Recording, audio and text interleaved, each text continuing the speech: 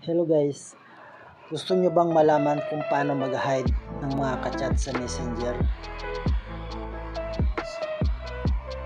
Malalaman natin kung may mga tinatago yung mga partner nyo guys. So sundan nyo lamang ako guys ha. So una, buksan natin tong Messenger. Pag nandito na tayo sa Messenger, i-click natin tong tatlong line sa may taas. Tapos click icon settings. Then hanapin nyo ang privacy and safety. Ayan. So pagdating nyo dito guys, i-click nyo tong hidden contacts. Ayan. So dyan nyo makikita yung mga kinachat na mga partners mo guys.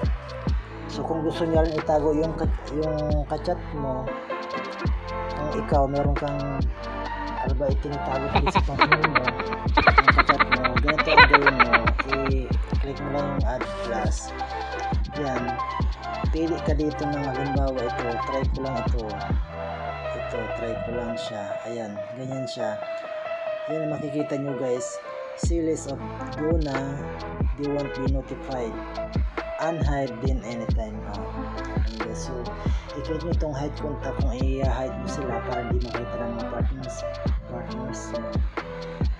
Yun. So madali lang guys, kaya ano pang hinihintay nyo, tingnan nyo na yung cellphone ng mga partners nyo, baka doon nakatago yung mga kachat nila.